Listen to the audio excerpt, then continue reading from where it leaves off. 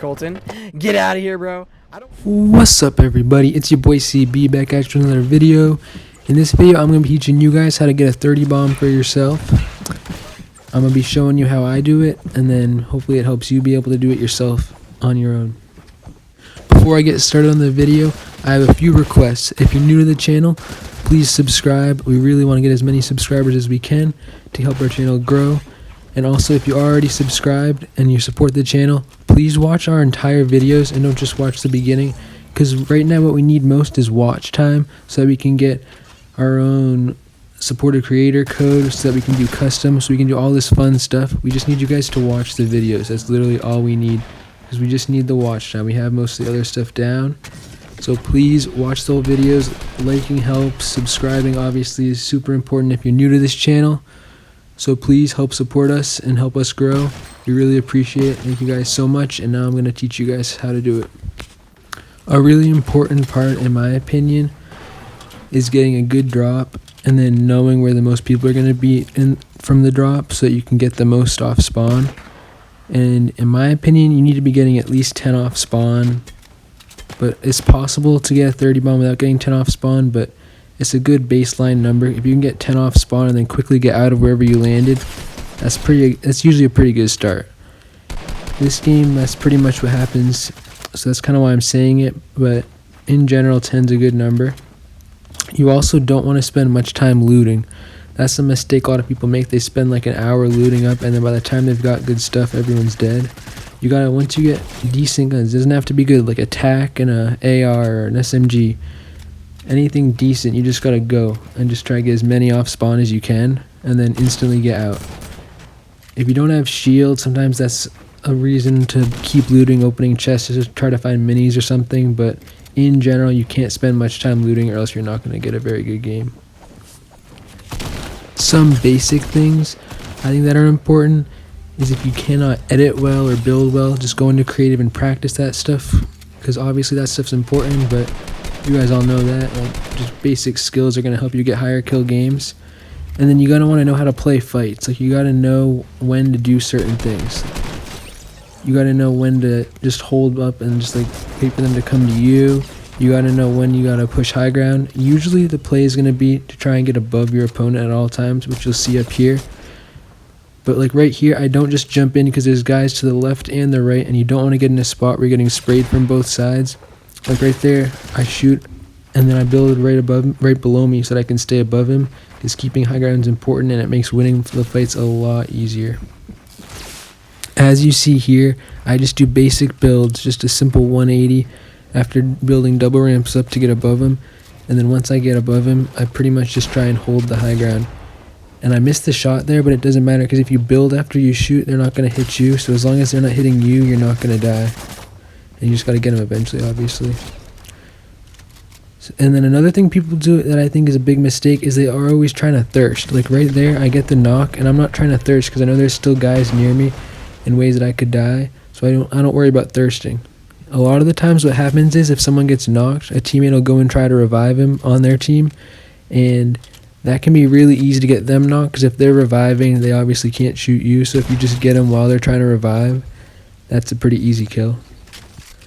As of right now, the gun I prioritize for shotguns is the gold TAC. That right now I think is the best shotgun. The blue pump is really close, but I just think the TAC's better, because if I have a TAC, I don't need an SMG, whereas if I have a pump, I pretty much need an SMG or else I'm just screwed. So that's why I like the purple. I like the purple or gold TACs more than the pumps right now, but I like the pumps more than the blue, gray, and green TACs. Another thing I think is really important is to prioritize movement items. So like shockwave grenades, obviously launch pads, because a lot of the time it's going to be a matter of how quickly can you get from one area to another between fights. That determines whether or not you're going to get like a 30 bomb or whether you're going to get like a 20 or something. Obviously traps and campfires, all those kind of items are just really important, and if you have them, it makes it a lot easier. Like right there, easy trap kills like that. And then my preferred AR is either a SCAR or an infantry. I pretty much take ARs. I take infantry over AR and then SCAR over infantry. And then other ARs like scoped ARs and the heavy, they're like alright, but I prefer either a SCAR or a infantry. Being able to build a floor right below you, right after you shoot to someone that's below you, I think is really important. And you're going to see right up here why it's so easy, because they literally cannot touch you when you're doing that. So just what I did is I set up a floor button on my HUD so that I can instantly shoot and then press it like there. Like, this guy is not touching me and I'm just getting easy damage, and it makes it an easy kill where I take no damage from him. Whereas if I couldn't do that, it would be a lot harder. And then another thing that's really important is just make sure there's always stuff between you and your opponent so that they can't hit you in spots like this. Like, you just don't want to take damage when you don't have to. So try and hit them when they can't hit you. Like, if they're facing the other direction like that guy was, it's easier than like if you're both looking at each other, because then they can hit you too. Whereas they just can't hit you if you do what I'm talking about. Sometimes you just gotta hold your ground on them just to get off easy damage shots like that. And then I didn't even realize there was another guy right there because he was crouch walking or something. And I rely on footsteps. I don't use headphones, so I never really can tell based on sounds of where people are. I rely on like the footsteps and the shot things that show up on the screen. So crouch walkers get me sometimes, so I'll just have no idea they're there. But like, you want to make sure that the enemies are not separating. You're not separating the enemies, so like you're not between them. Because if you're getting sprayed from a bunch of sides, it is really easy to die. But I just have launch pads in this game, and it makes it so much easier to get from one place to another. And I think that's what changes this game as far as how to do. That was a mistake, by the way, right there. I should not have jumped down. I should have held my high ground. And I kind of panicked and wasted a launch pad just so I could reload my stuff and then get back above them. Because I built up and then I jumped right down, which is not a good thing to do. So that was a mistake, and it obviously didn't cost me because I still win the game and all, but it definitely made this fight a lot harder than it could have been. I could have gotten an easy knock if I just stayed up. Right here I lag.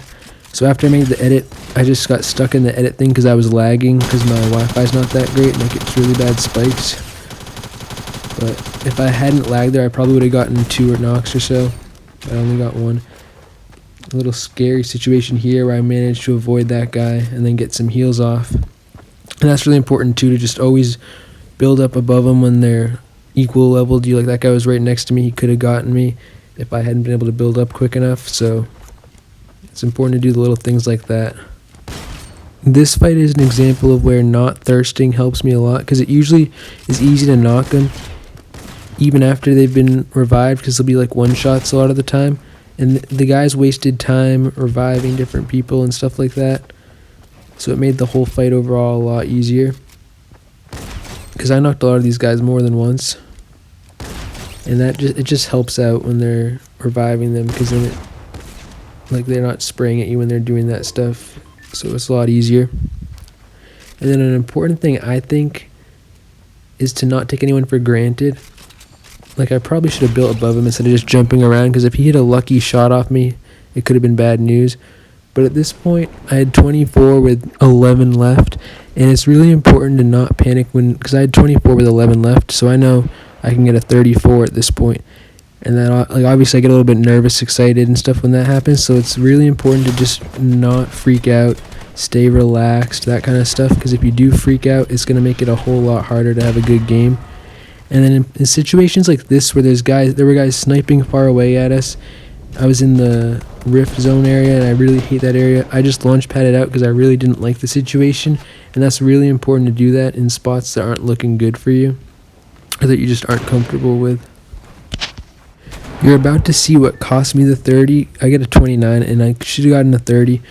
But right here, I make this guy a one shot, and instead of going for the finish on him to get him, I heal up, and I should have just gone for the finish on him because someone else ends up getting him, and if I'd gotten him, it would have been 30. It was only 29. I mean, it's only one difference, but it's a lot more satisfying to get 30 opposed to 29, obviously. So yeah, if you get him one shot, try and get the quick finish on him, just so that you don't do what I did and end up going one short. It's just stupid. A lot of you guys ask me to add you and play with you and stuff like that, duos, squads, whatever, or want a 1v1. If you made it to this point in the video and want to play with me, go ahead, comment Colton Clapped Santa, and then comment your epic name after that, and I'll add everyone who comments Colton Clap Santa and then has their epic name, because that shows you're loyal, you watched the whole video more or less, and you're probably subscribed or at least a supporter of the channel, and I really appreciate that stuff. So comment Colton Clapped Santa and your epic if you want me to add you and then play with you at some point. Thank you, by the way, if you did make it this far. I really appreciate it. If you have like a weird epic username, like your Fortnite name has weird characters or stuff like that, comment it and then send me a friend request at ColtonBrown31. Comment the stuff I told you to comment and then say your epic name, just so that I don't have to try and figure out what Greek letters you have and that weird stuff. But yeah, and this is the last guy. I pretty much been just messing around with him. Like at first I didn't know if he was good or not, so I was just, if he's good I was going to take him serious, but obviously he wasn't. I realized that pretty quick. So then he launches away. I hit him out of the air. He's one shot. I find him just healing, not even noticing him there. And I just toy them for a second. And then, yeah. Oh, yeah. Like, in the last guy spots, there's a lot of times where there'll be a last guy that'll try to trap, kill, or pickaxe and stuff like that.